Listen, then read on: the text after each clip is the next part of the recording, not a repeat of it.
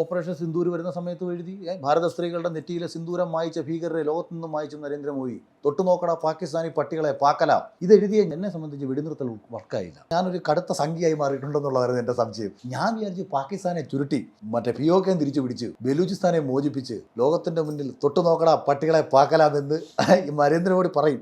നമ്മൾ ഇന്ത്യ കളി കാണും, പരാജയപ്പെടുമ്പോൾ നമ്മൾ സച്ചിനെ ആയിരിക്കും നമ്മൾ ഏറ്റവും കൂടുതൽ പ്രതീക്ഷിക്കുന്നത്. ഇദ്ദേഹം അടിച്ച് ജയിപ്പിക്കും.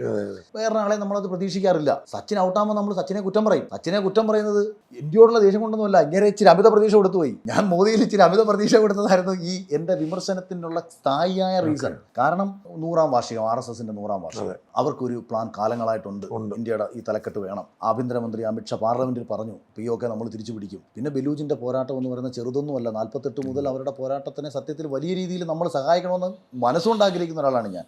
അത് തുറന്ന് പറഞ്ഞു തന്നെ ഇന്ത്യ, ഞാൻ പറയുന്നത് ആ രാജ്യത്തെ മോചിപ്പിക്കണമെന്നുള്ളതാണ്. 2 തവണ ഖുറാനിൽ തൊട്ട് പാകിസ്ഥാൻ അവരോട് സത്യപ്രതിജ്ഞ ചെയ്തിട്ട് ബലൂചിലെ പോരാളികളെ കൊന്നുകളഞ്ഞൊരു വൃത്തികെട്ട രാഷ്ട്രം. അപ്പോൾ എൻ്റെ മനസ്സിൽ നമ്മുടെ ഒരു ആഗ്രഹമായിരുന്നു ബലൂചിനെയൊക്കെ മോചിപ്പിച്ച് ഇതൊക്കെ ചെയ്ത് നമ്മൾ. അപ്പം ഞാൻ UK പോകാൻ ആഗ്രഹിക്കുന്നു, US പോകാൻ നിൽക്കുന്നു. അവിടെ ചെന്ന് ഇറങ്ങുമ്പോൾ, എയർപോർട്ടിൽ ചെന്ന് ഇറങ്ങുന്ന ഉടനെ ഒന്ന് തലയൊക്കെ കുറിച്ച് പിടിച്ചവനെയൊക്കെ നോക്കി.